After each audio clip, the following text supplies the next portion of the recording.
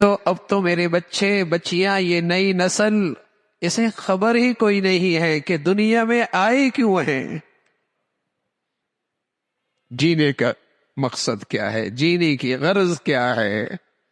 صبح سے لے کر شام تک، شام سے لے کر صبح تک، یہ زندگی کی رات دن بہت تیزی سے گزر رہے ہیں، لیکن بدقسمتی ہے آج کے اس انسان کے سامنے جینے کے غرض ہی کوئی نہیں۔ کیوں جی رہا؟ صبح سے لے کر شام، شام سے لے کر صبح تک، کہیں خیال بھی نہیں ہے کہ دنیا میں آیا کیوں تھا، کیوں جی رہا ہوں۔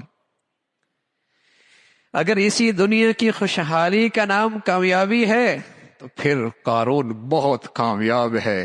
بلال کو آپ کس نقشے میں دیکھیں گے؟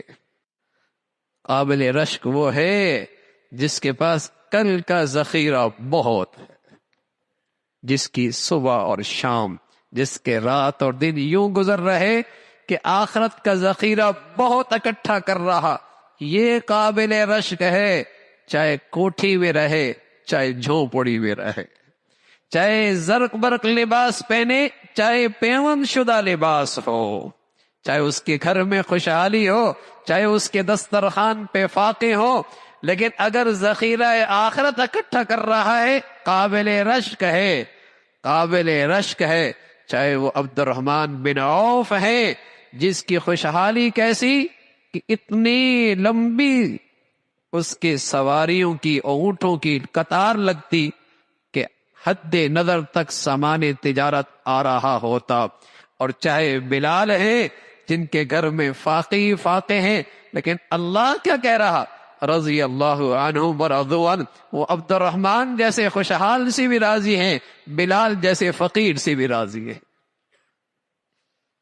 اس لیے کہ ان کے پاس ذخیرہ آخرت خوب ہے۔ تو میرے عزیزو، دنیا میں کیوں آئے ہیں؟ کل کا ذخیرہ اکٹھا کرنے کے لیے۔ اور جس خوش نصیب کو اس دنیا میں یہ چیز نصیب ہو جائے کہ ہر لمحے اور اس کے زندگی کے تمام فیصلوں میں یہ چیز پیش نظر ہو، اس دنیا میں اللہ اسے ایک انعام دیتا ہے، اس دنیا میں اللہ اسے ایک انعام دیتا ہے، اس دنیا میں اللہ اسے ایک انعام دیتا ہے۔ کیا؟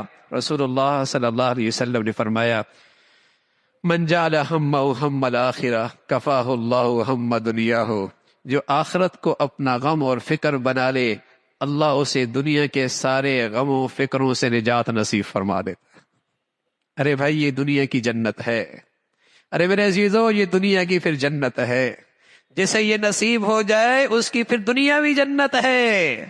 رسول اللہ صلی اللہ علیہ وسلم نے فرمایا، جس خوش نصیب کو یہ نصیب ہو جائے کہ زندگی کی ہر لمحے، ہر گھڑی، ہر فیصلے میں آخرت سامنے اور پیش نظر ہو، کیا انعام ملتا ہے اس دنیا میں؟